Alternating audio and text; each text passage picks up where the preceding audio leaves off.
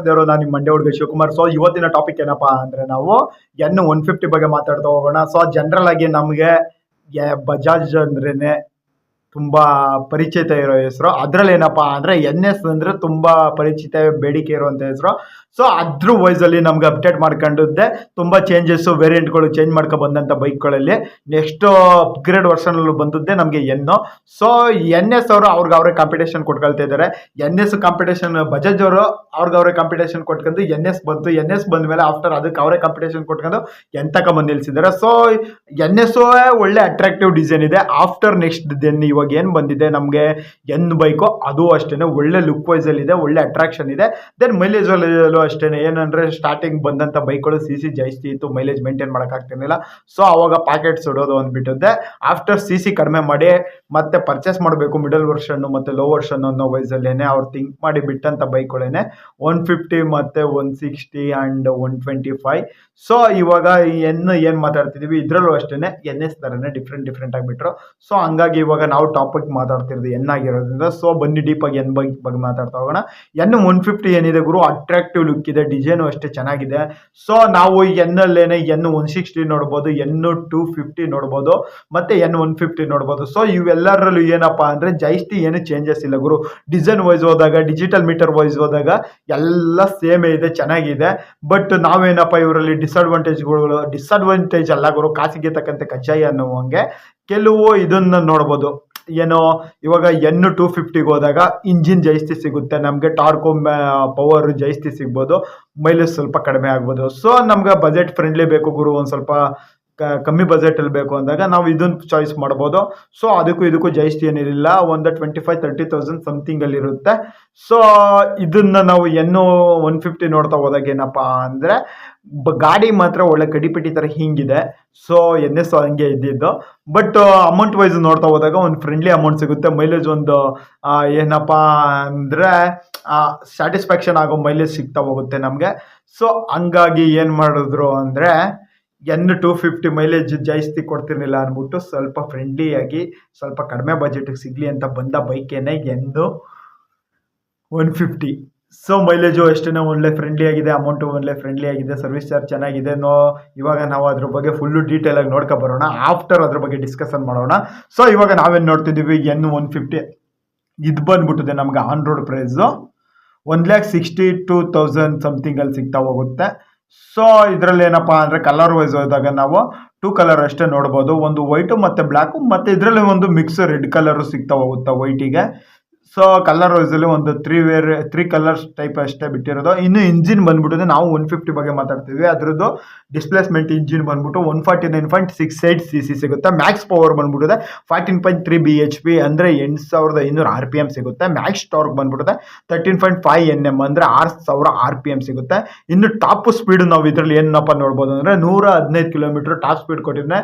So 150 ಬೈಕ್ಗಳಲ್ಲಿ best ಗುರು, top speed ಚೆನ್ನಾಗೇ ಕೊಟ್ಟಿದ್ದಾನೆ. ಸಾಕು ಇಷ್ಟಿದ್ರೆ, ಇದಕ್ಕಿಂತ ಜಾಸ್ತಿ ಹೊಡ್ಕೊಂಡು ಹೋಗಿ ಮ್ಯಾಕ್ ಹೋಗೋದೇನು ಬೇಡ. ಮನೆ ಕಡೆ ಹೋಗ್ಬೇಕು ಅಂದಾಗ ಒಂದು ರೇಂಜ್ ಅಲ್ಲಿ ನಾರ್ಮಲ್ ಆಗಿ ಹೋಗೋಣ. ದೆನ್ ಇದರಲ್ಲಿ ನೆಕ್ಸ್ಟ್ ನಾವು ಇದರಲ್ಲಿ ಏನಪ್ಪ ನೋಡ್ಬೋದು, ಇವಾಗ ನಾವು ಮಾತಾಡ್ತಿರೋ ಬೈಕ್ ಬ್ರೇಕ್ ಸಿಸ್ಟಮ್ ಏನಪ್ಪಾ ಅಂದ್ರೆ ಸಿಂಗಲ್ ಚಾನಲ್ ABS. ಆಲ್ಮೋಸ್ಟ್ ಇವರಲ್ಲೆಲ್ಲ ABS ವೈಸ್ ಅಲ್ಲೇನೆ ಬಿಡ್ತಾ ಹೋಗೋದು. ಮತ್ತೆ ಫ್ರಂಟ್ ಬ್ರೇಕ್ ಬಂದ್ಬಿಟ್ಟು ಡಿಶ್ ಆಗಿರುತ್ತೆ. So Alpha Black also same ಇರುತ್ತೆ. ಮತ್ತೆ ಇದರಲ್ಲಿ ನಾವು ಇನ್ನೇನು ನೋಡ್ಬೋದು ಅಂದ್ರೆ ಜನರಲ್ ಆಗಿ ಇಂಪಾರ್ಟೆಂಟ್ ಆಗಿ ಏನಪ್ಪಾ ಅಂದ್ರೆ ವೆಯ್ಟ್ ಏನಿದೆ, kg ತೂಕ, ಇದು ತುಂಬಾ ಇಂಪಾರ್ಟೆಂಟ್ ಆಗುತ್ತೆ. ಯಾಕೆ ಅಂದ್ರೆ ತುಂಬಾ ವೇಟ್ಲೆಸ್ ಇತ್ತು ಅಂದ್ರೆ ಅಕ್ಕಪಕ್ಕ ಯಾವ್ದಾದ್ರು ಹೆವಿ ವೆಹಿಕಲ್ ಅಂದಾಗ ತೂರು ಬಿಡುತ್ತೆ ಗುರು. ನಾವು ಯಾವ್ದೋ ಒಂದು ನಾರ್ಮಲ್ ಸ್ಪೀಡಲ್ಲಿ ಹೋಗ್ತಿರ್ತೀವಿ, ಅಕ್ಕಪಕ್ಕ ಹೋಯ್ತು ಅಂದಾಗ ತೂರ್ದಾಗ ಸೈಡ್ಗೆ ಎಳ್ದಂಗೆ ಆಗ್ಬಿಡುತ್ತೆ. ಸೊ ಇದ್ರಲ್ಲಿ ಏನಪ್ಪಾ ಅಂದ್ರೆ ಪಕ್ಕ ತೂಕ ಮೇಂಟೈನ್ ಮಾಡ್ಕೊಂಡು ಬರ್ತಾರೆ. ಸೊ ಜನರಲ್ ಆಗಿ ನೀವು ಯಾವುದೇ ಬೈಕ್ ಅಬ್ಸರ್ವ್ ಮಾಡಿ, NS ಅಲ್ಲಿ ಮತ್ತೆ ಬಜಾಜ್ ಪಲ್ಸರ್ ಅಲ್ಲಿ ಬರೋ ಟೈಪ್ಗಳಲ್ಲಿ ಒಳ್ಳೆ ರೇಂಜಿಗೆ ಮೇಂಟೈನ್ ಮಾಡ್ಕೊಬರ್ತಾನೆ ವೆಯ್ಟನ್ನ. ಸೊ ಒಂದು ಸ್ವಲ್ಪ ಏನೋ ಕಸ್ಟಮರ್ಸ್ಗೂ ತೊಂದರೆ ಆಗಬಾರ್ದು ಹೋಗ್ಬೇಕಾದ್ರೆ ಡ್ರೈವಿಂಗಲ್ಲಿ ಅಂತ. ಸೊ ಇದರಲ್ಲಿ ನಾವು ವೆಯ್ಟು 145 kg ಇದೆ ಗುರು. ಆಲ್ಮೋಸ್ಟ್ ನಾವು ಜನರಲ್ ಆಗಿ 160 ಇಷ್ಟು ನೋಡ್ಬೋದು, 45 kgನೇ. ಮತ್ತೆ ಇದರಲ್ಲಿ ಬಂದ್ಬಿಟ್ಟಿದೆ ಇಂಜಿನ್ ಏನು ವ್ಯಾರಂಟಿ ಕೊಟ್ಟಿರ್ತಾನೆ ಅಂದರೆ 5 years ಇಂಜಿನ್ ವ್ಯಾರಂಟಿ ಕೊಟ್ಟಿರ್ತಾನೆ, ಇಲ್ಲ ಅಂದರೆ 75,000 ಕಿಲೋಮೀಟರ್ವರೆಗೂ ಕೊಟ್ಟಿರ್ತಾನೆ. ಸೊ ಇದರಲ್ಲಿ ಸರ್ವಿಸ್ ವೈಸ್ ಹೋದಾಗ ನಾವು 3 ಸರ್ವಿಸ್ ನಮಗೆ ಸಿಗೋದು ಈ ಕಂಪ್ನಿಲಿ. ಬಜಾಜ್ ಪಲ್ಸರ್ ಏನಿದೆ ಇದರಲ್ಲಿ 3 ಸರ್ವಿಸ್ ಸಿಗೋದು. ಫಸ್ಟ್ ಸರ್ವಿಸ್ ಬಂದ್ಬಿಟ್ಟು 500ರಿಂದ 750, ಇಲ್ಲ ಅಂದರೆ 13 days to 45 days. Second service ಬಂದ್ಬಿಟ್ಟು 4,500ರಿಂದ 5,000, ಇಲ್ಲ ಅಂದರೆ 240 days. ಥರ್ಡ್ ಸರ್ವಿಸ್ ಬಂದ್ಬಿಟ್ಟು 9,500ರಿಂದ 10,000, ಇಲ್ಲಾಂದರೆ 360 ಡೇಸ್. ಇಷ್ಟರೊಳಗಡೆ ಈ ಸರ್ವಿಸ್ ಏನು ಕೊಟ್ಟಿರ್ತಾನೆ ಈ ಸರ್ವಿಸ್ನ ಕ್ಲೋಸ್ ಮಾಡ್ಕೊಳ್ಬೇಕು. ಸೊ ಹಂಗೆ ಮಾಡ್ಕೊಂಡಾಗೆ ನಿಮಗೆ 5 ಇಯರ್ಸ್ವರೆಗೂ ಇಂಜಿನ್ ವ್ಯಾರಂಟಿ ಇರುತ್ತೆ. ಇಲ್ಲ ನಿಮ್ಗೆ ಇಷ್ಟ ಬಂದಾಗ ಹೋದ್ರೆ ಅವ್ನಿಗೆ ಇಷ್ಟ ಬಂದಂಗೆ ಮಾಡಕ್ಕೆ ಬಿಡ್ತಾನೆ. ಸೊ ಹಂಗಾಗಿ ಏನಂದರೆ ಸ್ಟಾರ್ಟಿಂಗು ಬೈಕ್ ತಗೊಂಡಾಗೆ ಯಾರೇ ಆದರೂ ಅಷ್ಟೇ ಸರ್ವಿಸ್ನ ಪ್ರಾಪರಾಗಿ ಮೇಂಟೈನ್ ಮಾಡಿ. ಅದು ಏನಪ್ಪ ಅಂದರೆ ಸೇಫ್ಟಿ ಒಂದು, ನಿಮ್ಮ ಇಂಜಿನ್ನು ಜೊತೆಗೆ ನಿಮ್ಮ ವ್ಯಾರಂಟಿಗೂ ಸೇಫ್ಟಿ ಇರುತ್ತೆ. ಸೊ ನಾವು ಸ್ಟಾರ್ಟಿಂಗ್ ಏನು ಇಂಜಿನ್ ಮೇಂಟೈನ್ ಮಾಡ್ತೀವಿ, ನಮ್ಮ next bike long life long future ಬರೋದಕ್ಕೆ ಅದೇನೇ ಮೇನ್ ಇದಾಗಿರುತ್ತೆ, ಕಾರಣ ಆಗಿರುತ್ತೆ. ಸೊ ನಾವು ನೆಕ್ಸ್ಟು ಏನೋ ಒಂದು ಇಶ್ಯೂ ಆದಾಗ ಡೈರೆಕ್ಟ್ ಹೋಗಿ ಅವನ ಹತ್ರ ಆರ್ಗ್ಯೂ ಮಾಡ್ಬೋದು, ನಾವು ಪ್ರಾಪರ್ ಸರ್ವಿಸ್ ಮಾಡಿದ್ದೀವಿ ಗುರು, ನೀನೇನು ಇಂಥದ್ದು ಕೊಟ್ಟಿದ್ದೀಯ ಮಾತಾಡೋ ನಿಮ್ಮ ಕಂಪ್ನಿಯವ್ರ ಹತ್ರ ಅಂತ. ಸೊ ಹಂಗಾಗಿ ನೀವು ಪಕ್ಕ ಸರ್ವಿಸ್ ಮೇಂಟೈನ್ ಮಾಡ್ಕೊಳ್ಳಿ. ಜೊತೆಗೆ ಏನಪ್ಪ ಅಂದರೆ ಬೈಕ್ನೂ ಅಷ್ಟೇ ಎದ್ವತ್ತದ್ವೆ ಹೆವಿ ಸ್ಪೀಡಾಗಿ ಹೋಗಬೇಡಿ. 115 ಕೊಟ್ಟಿದ್ದಾನೆ ಗುರು ಹೊಡ್ಕೊಂಡು ಹೋಗೋಣ ಅಂದ್ಬಿಟ್ಟು ಅಷ್ಟೆಲ್ಲ ಹೊಡ್ಕೊಂಡು ಹೋಗಬೇಡಿ, ಆಮೇಲೆ ಎತ್ಕೊಂಡು ಹೋಗೋಂಗೆ ಆಗ್ಬಿಡುತ್ತೆ. ಸೊ ಹಂಗೆಲ್ಲ ಮಾಡ್ಕೊಳಕ್ಕೆ ಹೋಗಬೇಡಿ. ದೆನ್ ಇದರಲ್ಲಿ ಇನ್ನೇನು ನೋಡ್ಬೋದು ಅಂದರೆ ನಮಗೆ ಡಿಸ್ಪ್ಲೇ ಬಂದ್ಬಿಟ್ಟಿದೆ, ಸೆಮಿ ಡಿಜಿಟಲ್ ಡಿಸ್ಪ್ಲೇ ಸಿಗ್ತಾ ಹೋಗುತ್ತೆ. ಆಲ್ಮೋಸ್ಟ್ ಎನ್ ಟೈಪ್ಗಳಲ್ಲಿ ಬರೋದ್ರಲ್ಲೆಲ್ಲ ಡಿಜಿಟಲ್ ಡಿಸ್ಪ್ಲೇಗಳನ್ನೇ ಇರೋದು, ಬೇರೆ ಜಾಸ್ತಿ ಯಾವುದು ಇದಿಲ್ಲ. ದೆನ್ ಇದರಲ್ಲಿ ನಾವು ಪೇ ಸರ್ವಿಸಲ್ಲಿ ನೋಡ್ತಾ ಹೋದಾಗ 750 to 800ವರೆಗೂ ಪೇ ಸರ್ವಿಸ್, ಯಾವುದೋ ಫ್ರೀ ಸರ್ವಿಸಲ್ಲಿ ನೋಡಿದಾಗ 750 to 800ವರೆಗೂ ಆಗುತ್ತೆ. ಸೊ ಆಫ್ಟರ್ ಪೇ ಸರ್ವಿಸ್ ನಾವು ಹೋದಾಗ 2500ವರೆಗೂ ಆಗುತ್ತೆ ಗುರು. ಮತ್ತು ಇದರಲ್ಲಿ ಜನರಲ್ ಆಗಿ ಇನ್ನೇನಪ್ಪ ನೋಡ್ಬೋದು ನಾವು ಅಂದರೆ ಡಿಸೈನ್ ಅಂತೂ ಜನರಲ್ ಆಗಿ ಅಬ್ಸರ್ವ್ ಮಾಡೋದೇ ಫಸ್ಟು ಅಟ್ರಾಕ್ಟಿವ್ ಆಗಿದೆ. ಸೊ ಡಿಸೈನು ಅಷ್ಟೇ. ಮತ್ತೆ ಇದರಲ್ಲಿ ಬಂದ್ಬಿಟ್ಟಿದೆ ಸಿಂಗಲ್ ಸೀಟ್ ಸಿಗುತ್ತೆ. ಸೊ ಫ್ಯಾಮಿಲಿಗೆಲ್ಲ ಒಳ್ಳೆ ಕಂಫರ್ಟೇಬಲ್ ಆಗಿದೆ. ದೆನ್ ಜೊತೆಗೆ ಇಬ್ಬರು ಹೋಗೋದಕ್ಕೆ ಅಷ್ಟೇ ಇದು ಲಾಯಕು, ಜಾಸ್ತಿ ಹೋಗೋದಕ್ಕೆ ಆಗಲ್ಲ ಗುರು. ಜಾಸ್ತಿ ಅಂದರೆ ಇಡಿಬಿಟಿ ಮಾಡ್ಕೊಂಡು ಹೋಗ್ಬೋದು, ದಪ್ಪ ಇರೋರಂತೂ ಹೋಗೋಕ್ಕಾಗಲ್ತು. ಬಟ್ ಏನಂದರೆ ಇದರಲ್ಲಿ ಡಬಲ್ ಹೋಗೋದಕ್ಕಂತೂ ಒಳ್ಳೆ ಮಸ್ತ್ ಗಾಡಿ.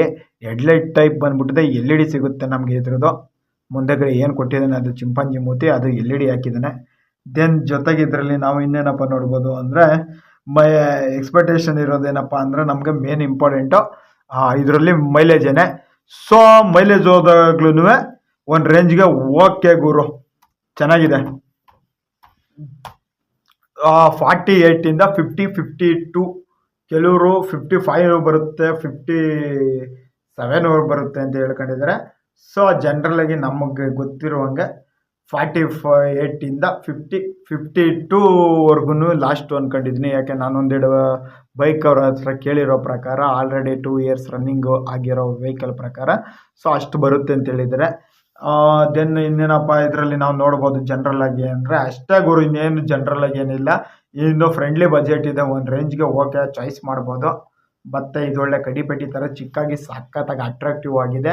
ದೆನ್ N150, N160 ಮತ್ತು ಅದರಿಂದ ಬಂದ್ಬಿಟ್ಟು N250 ಕಂಪೇರ್ ಮಾಡ್ಕೊ ಹೋದಾಗ ಅವುಗಳಿಗೆ ಅಮೌಂಟ್ ಕೊಡೋದ್ರ ಬದಲು ಇದಕ್ಕೆ ಅಮೌಂಟ್ ಕೊಟ್ಟು ಆರಾಮಾಗಿ ಪರ್ಚೇಸ್ ಮಾಡ್ಕೋಬೋದು. ಸ್ವಲ್ಪ ಮೈಲೇಜು ಜಾಸ್ತಿ ಆಗುತ್ತೆ, ಸ್ವಲ್ಪ ಟಾರ್ಕ್ ಕಡಿಮೆ ಆಗುತ್ತೆ. RPM ಆಲ್ಸೋ ಸೇಮ್ ಮೇಂಟೈನ್ ಮಾಡ್ಕೊಂಡಿದ್ದಾರೆ. CC ಕಮ್ಮಿ ಇದ್ರೂ RPM ಸೇಮೇ ಕೊಟ್ಟಿದ್ದಾನೆ. ಸೊ ಇನ್ನೇನು ಜಾಸ್ತಿ ವೇರಿಯೇಷನ್ ಸಿಗೋದಿಲ್ಲ. ಮತ್ತು ಈ ವಿಡಿಯೋ ಇಷ್ಟ ಆಗಿರೋ ಲೈಕ್ ಮಾಡಿ, ಸಬ್ಸ್ಕ್ರೈಬ್ ಮಾಡಿ, ಕಮೆಂಟ್ ಮುಖಾಂತರ ತಿಳಿಸಿ. ಮತ್ತೆ ಯಾವ್ದಾದ್ರು ನೆಕ್ಸ್ಟ್ ಟಾಪಿಕ್ ಬೇಕು ಅಂತ ಅಂದರೆ ಹೇಳಿ. ಸೊ ಆ ಟಾಪಿಕ್ ನಾನು ಮಾಡ್ತೀನಿ. ಮತ್ತೆ ನೆಕ್ಸ್ಟ್ ವಿಡಿಯೋದಲ್ಲಿ ಸಿಗೋಣ. Thank you so much watching for this video. Bye. ಮತ್ತೆ ಸಿಗೋಣ.